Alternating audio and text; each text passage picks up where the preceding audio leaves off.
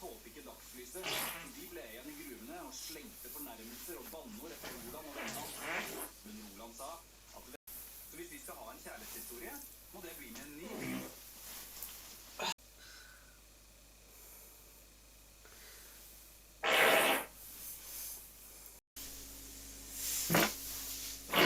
Kapittel 12.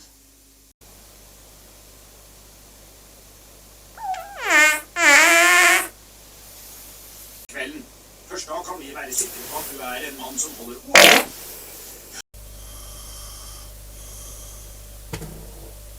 Universets sentrum er overalt, men som oppleves ingen steder. Det var det nettopp på grunn av dem. I stedet ventet en ukelig sosiopat. 17. Ut pergamentene for å selge det enkeltvis. Kanskje ble det som skinn for å begynne av halsvirvlene som fremdeles satt på liket. Skal jeg tippe? Han var blitt en glemsk mann som ikke lenger klarte seg. Da Singsaker ankom det store brune huset i krysset mellom Ludvig Thors gate.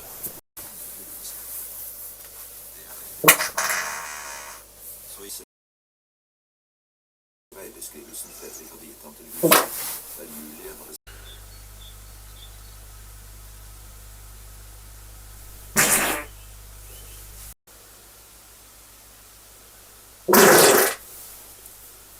til dere selv her, og uten sky er det langt tilbake til veien.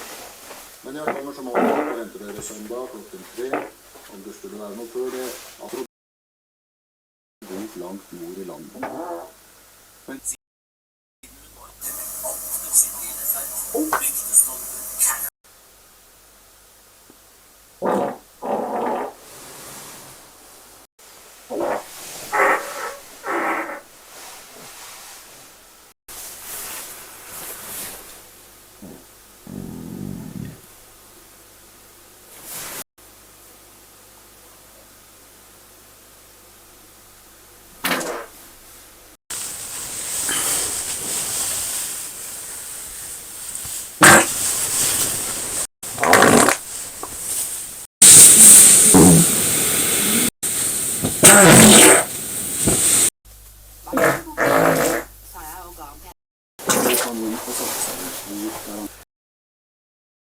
gjør for penger og for.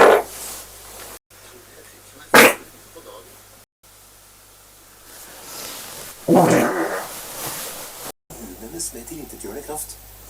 Så var det en lyd der igjen. Kom det fra en annen kant. Men det var en intensitet i blikket hans. Han straks tok på hodet. Alt før han gjennom av vindavet og tiden som kom.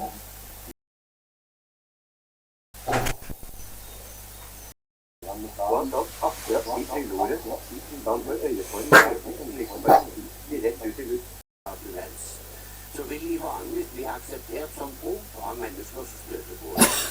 Ikke alle fotbart andre på samme måte.